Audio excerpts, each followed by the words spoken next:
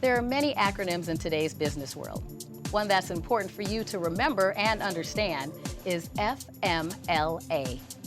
FMLA is the Family and Medical Leave Act of 1993 as amended.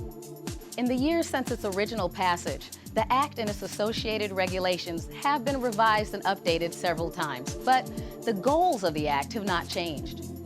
The purpose of the Family and Medical Leave Act is to help employees balance their work and family lives. Under this federal law, eligible employees are entitled to unpaid time off for certain qualifying reasons.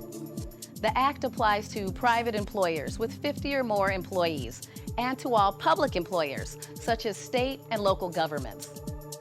Under the Act, these employers are required to give eligible employees job-protected unpaid leave, which means an employee cannot be terminated from his or her job for missing work due to reasons permitted under FMLA.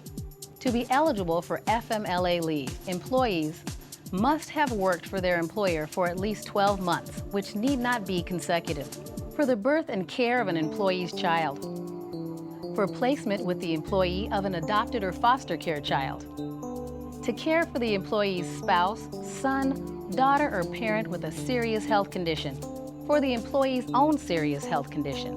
Among the military qualifying exigencies are short notice deployment, military events such as ceremonies, emergency child care, and taking up to 5 days of leave to spend time with a covered military member who is on leave for rest and recuperation during deployment.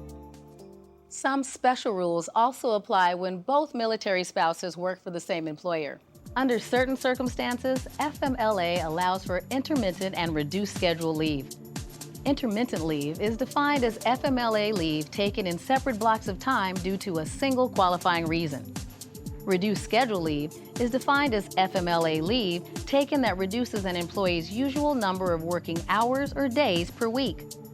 For example, leave might be taken for migraine headaches or physical therapy on an intermittent basis, or pregnancy might result in the need for a reduced schedule. Why is it important that you, as a supervisor, understand some of the specific requirements of the Family and Medical Leave Act? Well, supervisors often act as the intermediary between employees who are absent for a possible FMLA qualifying reason and the Human Resources Department that needs to know about the absence and the reason for it. Time off under the Family and Medical Leave Act must be accounted for properly. Otherwise, the employer might be in violation of the law because it did not provide the employee with his or her applicable rights.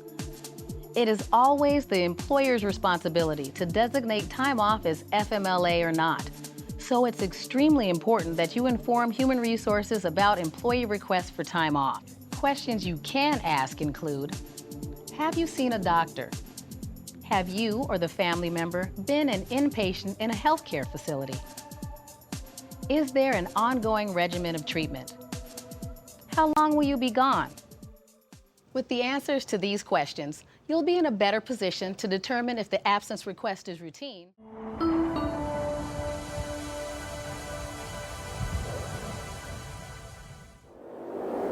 For the next few minutes, we'll review some scenarios dealing with FMLA. After viewing, you'll be asked to write down how you think the supervisor should respond in each situation. In the first scenario, an employee is talking to his supervisor. Hello, this is Joan. Hi, Joan. This is Dave. I don't know if you heard, but my daughter Megan was in a car accident. Oh, yes, I heard. I'm so sorry. How's she doing? She's pretty banged up, but she's stabilized and she's going to be okay. Is there anything I can do? No, but thanks for the offer. She's going to be in the hospital for at least a week, and I'm going to need to spend time with her. Don't worry about a thing here. We'll cover for you. You go ahead and take the time off. You've worked here for a long time. You've got plenty of vacation time you can use. Did the supervisor respond to the situation correctly? A, no, because the employee is eligible for FMLA leave instead of vacation time. B, no, because the employee is not eligible for FMLA leave. C, yes, because the employee should use paid vacation time instead of FMLA leave. D, yes, but not completely, because the employee may use paid vacation time, and the supervisor should also notify HR since the leave may be counted as FMLA leave. Choose your answer now. In the following scenario, the spouse of an employee places a call to her husband's supervisor. Hello, this is Tracy. Hi, Tracy. This is Carrie Murphy, Tom's wife. Well, hi, Carrie. What can I do for you? Tom had emergency surgery last night. Oh, no. What happened? He doubled over in pain while we were watching TV, and I took him into the ER. Turns out he had appendicitis and had to have an emergency appendectomy. Is he all right? He's going to be fine, but he's going to be out for a few days. Carrie, don't worry about it. I'll have Tom's coworkers cover for him. I'll also check with our HR department. He may qualify for medical leave. Someone from that department will get back to you, okay? That's a relief. Thank you so much for your help. Did the supervisor correctly advise the spouse? Yes or no? Choose your answer.